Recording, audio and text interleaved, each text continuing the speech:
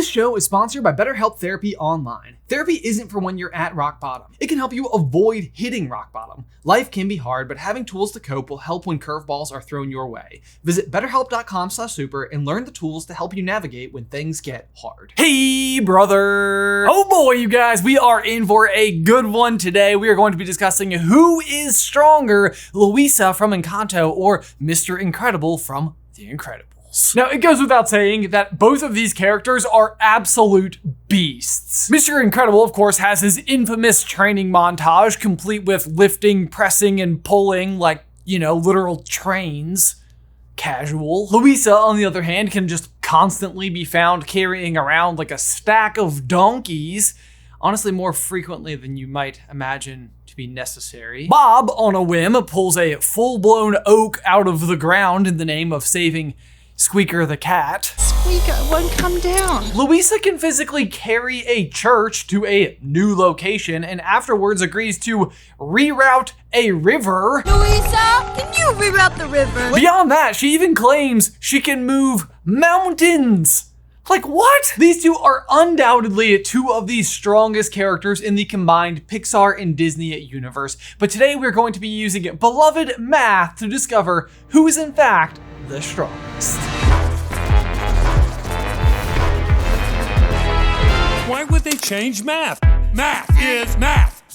You guys might have noticed I seem a little extra peppy today. This is in fact due to the fact that I have some brand new Carlin Brothers single flavored beans. They have one flavor and that flavor is coffee. They're available right now at carlinbrotherscoffee.com. Look at the description down below. Okay, you guys, Mr. Incredible versus Luisa. I can't even tell you how many times throughout the process of researching for this video, I literally changed my mind as to what I thought the answer was. And I will just say it right off the front, it's a remarkably close battle. First, we'll start off by examining the source of both of their powers and how they both put them to use. Luisa is of course a member of the family Madrigal, and on her 5th birthday, just like every other member of her family, she went up to a door where she was gifted with super strength powers. And I say super strength, but at times it almost seems like limitless strength, which of course doesn't come without its own weaknesses as well. But we'll come back to that in just a second. Otherwise, interestingly, it also seems like Luisa takes it upon herself to still exercise inside of Casita every single day, which includes sprinting while carrying dumbbells. Do you want a humbling experience? Go and grab two 2-pound dumbbells and go and sprint. See how far you make it. Beyond that, though, we also know that Luisa puts her powers to use within the Encanto every single day, regardless of the requests, no matter what the burden. These tasks can range anywhere from carrying barrels around to going and retrieving lost donkeys, which I'm gonna say it again, it feels like it's happening just far too often. Beyond that, she's also known to, move entire buildings and just reshape the general landscape at her will. Mr. Incredible, or Bob for short, on the other hand, was just simply born into his powers, so he's had them his entire life. And while we do see him work out at one point in the movie, it almost feels a little bit unnecessary when you consider the fact that he's been forced into retirement for 15 years and is still incredibly capable. In fact, before he even starts working out again, we see him easily lift a car, carry several people at the same time, where he breaks through the wall of a building, and he also defeats the Omnidroid Mark 9. They're clearly both strong on a daily basis, whether or not they're doing any additional supplemental working out in order to maintain it. It is worth pointing out, though, that Luisa is capable of losing her powers because they are driven by the magical candle that runs the entire Encanto. And if or when that just inevitably happens, Luisa is then completely and utterly and embarrassingly incapable of moving a piano on her own. For shame. So out of the gate, with those particular considerations in mind, we're gonna give our first point to Bob in favor of just having sole ownership of his powers. There's nothing that can really take them from him that we know of. But for the rest of the video, we're going to assume that both of these characters are going to be found in peak physical condition, which goes without saying is strong. I know you could tell based on the way that I said it, but that's STRAWNG. Strong. And so as ever, when it comes to assessing things like brute strength, we of course had to turn to the only available mechanism that we have at our disposal for determining who is in fact stronger. Math. The good news for you guys, though, is that we've been saving up for quite some time, have fully paid the math budget, and you guys are in for a treat today. Who wants to talk about newtons? Everyone? Everyone. not Fig Newtons. With that in mind, let's jump into the meat of today's video and the various feats of strength witnessed by both of these characters. Let's start with Bob's car, which he just casually lifts above his head, but not before just completely smooshing the metal with his hand by what almost seemed like accident. Bob's car is apparently based on a real-world car called the Nash Metropolitan, meaning we actually have some data about it. Its unmanned weight is 1,785 pounds. I don't want to discount Bob's strength here or anything, but I really feel like this is a little bit of a testament as to how just like completely mismatched this car was for someone of Bob's stature. The average car on the road today is like 4,000 pounds. Either way though, 1,800 pounds, still very impressive and probably not even beginning to touch Bob's limit, as we see just later on in the movie that he throws an entire car at Syndrome's ship. And even more importantly, we need to determine how does this car stack up to donkeys. Interestingly, it is reported that this car didn't quite qualify for horsepower. It just does have like 100 donkey power, so there's that. As previously mentioned, it seems like one of Luisa's chief responsibilities is just tracking down the donkeys that seem to have escaped, which happens far more often than is necessary for donkeys that otherwise seem pretty chill. Maybe the town, or even just a day of Luisa's time can be dedicated to building some fences. In any case, I did do some research and looked it up to discover that your average adult donkey weighs in anywhere between 180 and 1,100 pounds, which feels like an unacceptably wide margin if you ask me, but I will openly admit that my donkey lore is limited. But since these donkeys live in what is otherwise a straight up utopia, I'm going to put them on the high end of the spectrum at 1,100 pounds each. And if you'll notice in this scene, she's just casually flicking them up in the air as if it's nothing and carrying 6 donkeys at once, which weighs in, of course, at 6,600 pounds. I don't want to say it puts Bob's little like car trick to shame, but I'm gonna. Guys, we need to take a quick pause to give a huge thank you to today's sponsor, BetterHelp. When you are dealing with a problem, it is so easy to get stuck on that problem instead of seeking out potential solutions. I know, just think about that sentiment for a second. It is relatable. But for me, just this past weekend, I was getting ready for a huge event here in Roanoke, Virginia, and I was just getting completely bogged down with all of the details and very overwhelmed. But after taking a step back and just changing my mindset about the problem, I was able to find really good and positive, simple solutions. And that is a skill that I absolutely credit to therapy. It can be really difficult to train your brain to stay in problem-solving mode when you're faced with a particular challenge. But when you're able to find your own solutions, it can be so extremely rewarding. You guys know that I'm not particularly shy about having pretty severe anxiety, but therapy is really the thing that has helped me the most to deal with that. It's by talking with a mental health professional that you can learn the skills to deal with stress more rationally and quiet that anxiety. And that is why I would recommend therapy just to anyone. It just helps us learn how to deal with life's challenges. And so if you've been thinking about giving it a shot, BetterHelp is a really fantastic option. It's convenient, accessible, and affordable. And because it's entirely online, you can tailor what level of communication you have with your therapist to fit your own comfort level. So if you want to become a better problem solver, therapy can help, and you can get 10% off your first month when you head on over to betterhelp.com/super. Again, that's going to be betterhelp.com/super for 10% off your first month. Link is in the description down below. But that's enough about donkeys and cars that weigh less than donkeys. Let's talk about trains. Let me tell you something, Bob Parr loves him some trains. And as a result, uses them pretty extensively in his workout regime. In one scene, we see him lifting entire boxcars with a single arm each, which for reference, and of course there's a little bit of a margin for error here, but that's gonna weigh in at about 30 tons or 60,000 pounds each, which is pretty impressive, but it gets even better. Later we see him bench pressing a locomotive, which weighs in at 432,000 pounds. That is a solid 216 tons or 392 donkeys. And let me just pause here really quick, because now I want to assess Syndrome's researching abilities. According to his file on Mr. Incredible, he can lift in excess of 55 tons, which is technically true, but so far off. That's like when someone's like, oh, I love that movie. It's totally in my top 7. They're not saying top 7 because it's their 4th favorite. It's their 7th favorite movie. What makes this data even more inaccurate is that that's 15-year-old data from when Bob was in his prime, and this is Bob not in his prime, and he's doing even more. That said, we do have an example of Bob during his prime that also has to do with trains. Guy loves trains. In this case, he casually stops a moving train. And I'm not gonna lie to you guys, I'm not sure that I have the math chops here to solve for X on the amount of strength needed to stop a moving train. Fortunately though, I found a YouTube video by a channel called Comic Books versus the World where they break down this exact scene, and highly recommend the video. It was super entertaining and informative. Anyway, they reason the train to be moving at 55 miles an hour and to weigh, with passengers, roughly 1,184,726 pounds, or 592 tons. Bob stops this train in 11 seconds, requiring a force of 2,686,914 newtons. Holy cow! Or should I say, holy donkey, am I right?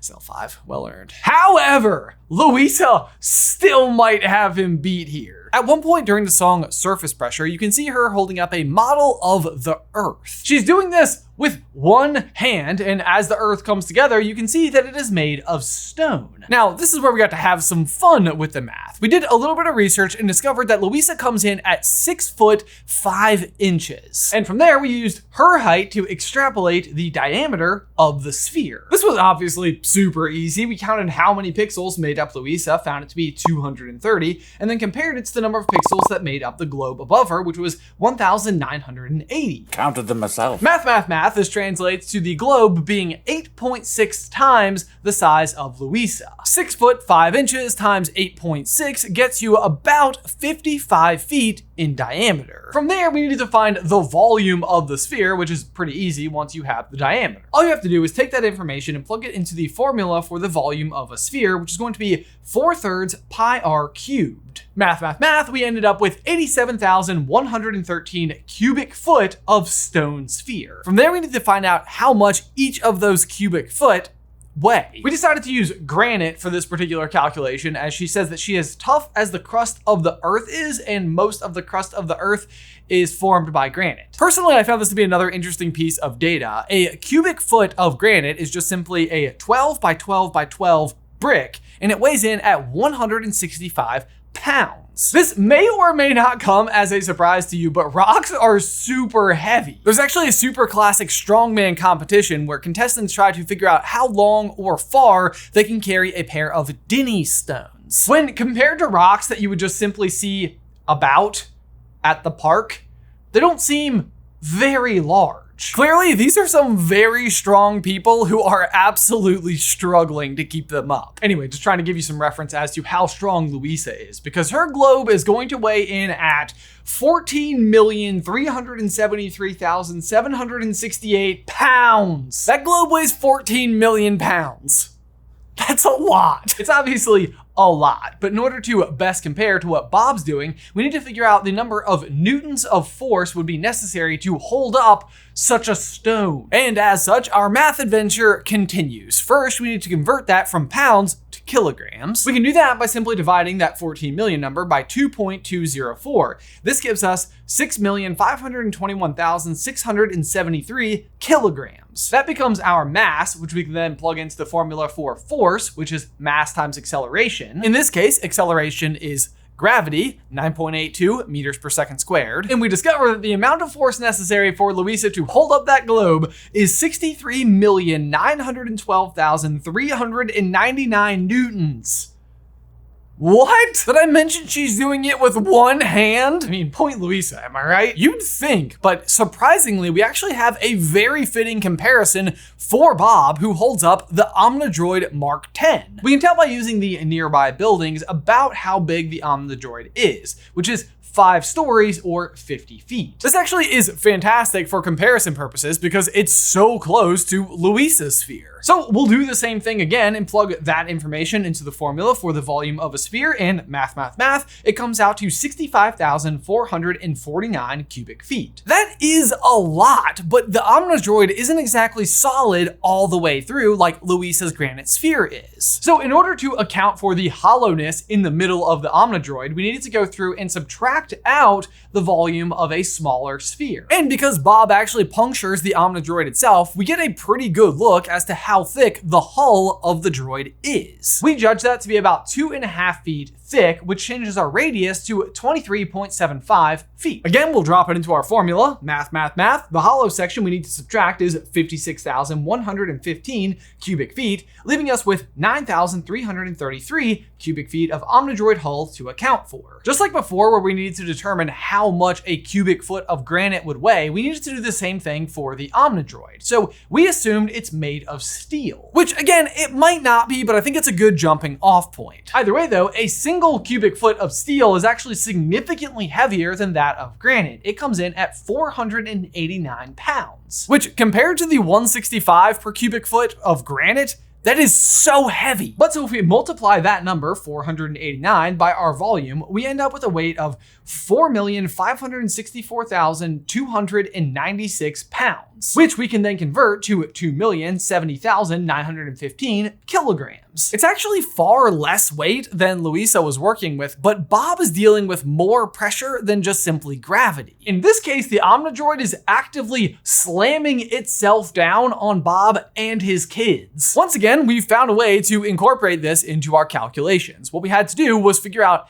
where the Omnidroid was when it was at its top and how long it took to hit Bob, which is 0.8 seconds. And if you're willing to just trust me in this case, it comes out to 33 meters per second squared. As a reminder, that's going to be more than gravity, which is 9.8 meters per second squared. So we can then take that number and multiply it by the mass of the object and get a whopping 68,340,195 newtons of force. Bob is basically being hit by a mountain. And bear in mind, this isn't even taking into account the weight of the engine inside of the Omnidroid. It's just the hull, not even the legs. So the true number is probably even higher, but it's also worth noting that Bob is using all 4 limbs to hold it off here. Meanwhile, as a reminder, Luisa is literally holding that globe up with one hand. Plus, it's also possible that the Omnidroid itself is lifting up in addition to Bob pushing back on it. To be fair to Bob though, in this case, he's definitely directly interacting with the Omnidroid. When it comes to Luisa,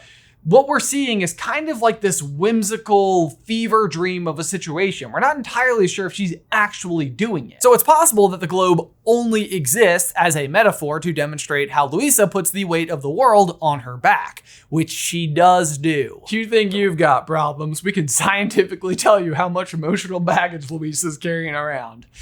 It's a lot. Maybe I overdo it. Beyond mere symbolism though, Luisa does make a claim as to her strength that's pretty formidable. The exact line is, Diamonds, platinum, I find them, platinum. she says this as if it's like a common practice, you know, like put away the donkeys, flatten some diamonds. But she does specifically say flatten and not break, which means that the strength test we're looking for here is the yield strength of those materials. And fortunately, that data is pretty easy to look up. Platinum's strength is going to come in at a solid 70 megapascals. That's 10,152 pounds of force per square inch. Nothing to shake a platinum stick at if you happen to have a stick made of platinum. But just for reference, that's how hard you would have to punch platinum in order to dent it. Speaking of punching metal though, that is in fact something that Bob demonstrates for us, so we have something to compare to. Specifically, it's the underminer's drill right here. And again, assuming it's steel, the yield strength of steel is 250 megapascals or 36,259 pounds of force per square inch. I don't know if you guys have a ruler handy or not, but 250, more than 70. But then of course we get to diamonds, where it turns out the yield strength happens to be 35 gigapascals. That is 35,000 megapascals or 5,076,320 pounds of force per square inch. I can't scientifically prove it, but it feels like the only way that this would happen is being like at the center of a planet. Probably. But in more scientific terms, that is absolutely bonkers. And I would dare say go so far as to give Luisa a little bit of an edge here. However, we don't actually see her do it. She just claims that she can. But to what use would the Encanto even have for flatten diamonds in the first place. And as long as I'm on this particular topic, I do think that's a worthwhile clarification, that we're talking about flattening, not shattering. As I'm sure many of you are in fact aware of the fact that diamonds, while being incredibly strong, are very prone to being shattered. Although, to also be fair, less prone than people think. It's not about to happen. Either way though, on the whole, as far as witnessed strength is concerned, I think I'm gonna have to give Bob the edge here. But it's also the case that Bob might have a higher ceiling altogether. We know that Luisa's strength seems to be fairly constant, almost regardless of any amount of additional training that she might do. Whereas we can actually see Bob getting stronger by exercising more. And again, I know that we did bring this up earlier, Luisa does work out too. We see her on a treadmill with those dumbbells. But I think this is more of an indication as to why she was gifted with these specific set of powers in the first place. As a child, she must have valued getting stronger through exercise, and as a result, this is the gift that the door gave her. So she doesn't work out to get stronger, she was gifted strength because she likes to work out. I think this is very similar to how Antonio definitely has an affinity for animals even before his door ceremony, where he then is able to speak to animals. At the end of the day, I really think I could just genuinely be convinced that it could go either way. They're both clearly insanely strong. But if it did come down to a fight, I think I'd have to lean just a little bit more on Bob because it's just kind of part of what he does as a superhero. But I'll tell you right now, if it's donkey wrangling, we all know who has home team advantage. But more importantly, I want to know, what do you guys think? Who do you think is stronger? And do you think that Luisa's song counts? Parts of it are so surreal, it's hard to know whether or not it's actually in play or just a demonstration of everything that she is mentally going through related to her strength. Let us know in the towel section down below. But as ever, guys, be sure to like this video and subscribe to the channel if you haven't already. If you'd like some more Disney action from us, you can check out this video right over here where we determine who is stronger between Elsa and Peppa. But otherwise, until next time, bye!